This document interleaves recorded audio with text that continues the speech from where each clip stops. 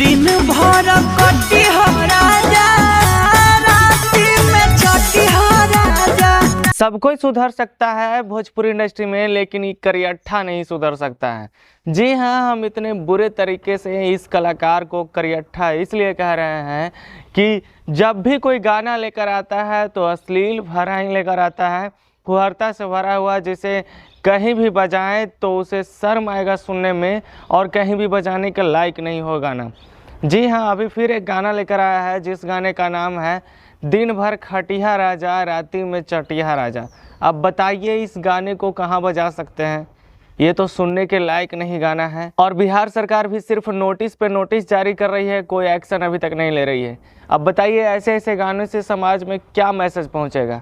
और पता नहीं कैसे राइटर हैं, कैसे म्यूजिक डायरेक्टर है, ये लोग गाना क्यों बनाते हैं, संगीत का मतलब क्या होता है कुछ पता है नहीं, सिर्फ जैसे तैसे गा के वायरल हो जाना है, हिट होने के लिए, मतलब कि कुछ भी गा देना है। ये गाना आया है अंबिका म्यूजिक जंक्शन से। नाम कितना बढ़िया है अंबिका, और गाना इतने घटिया आया है, इतना अश्लील आया है जिसे आप कहीं भी बजा नहीं सकते हैं। और ऐसे ऐसे गाने में आप लोग भी दोषी हैं। अगर ऐसा ऐसा गाना भोजपुरी इंडस्ट्री में आ रहा है तो कहीं ना कहीं आप लोग भी दोषी हैं, पूरे भोजपुरिया दर्शक दोषी है कि ऐसे ऐसे गाने पे ज़्यादा व्यूज़ देते हैं, ऐसे ऐसे गाने को ज़्यादा बढ़ावा देते हैं। नहीं तो ये जो हमेशा से ढोड़ी पे ही स्पेशल अपने आप नाम के आगे तो लगाता है ढोड़ी स्टार चंदन चंचल।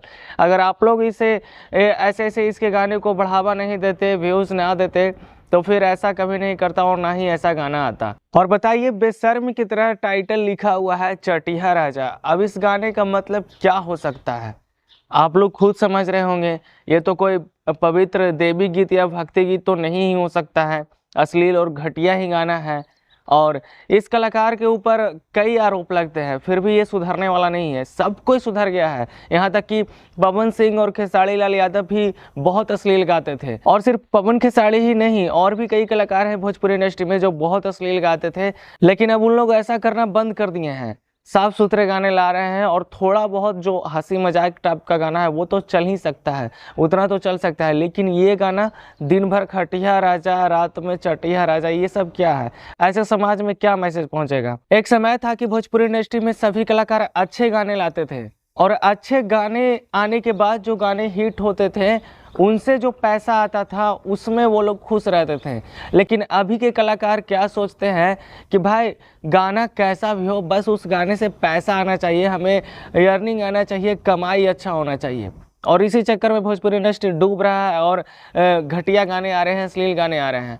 और दर्शक भी वैसे ही हैं, बढ़िया गाना आता है तो लोग सुनता नहीं है, और अश्लील गाना आता है तो 500-600 मिलियन व्यूज आ जाता है। अब ये कौन सा गाना है? देवरा ढोड़ी चटना बाई, इसी कलाकार का आया था, चंदन चंचल का।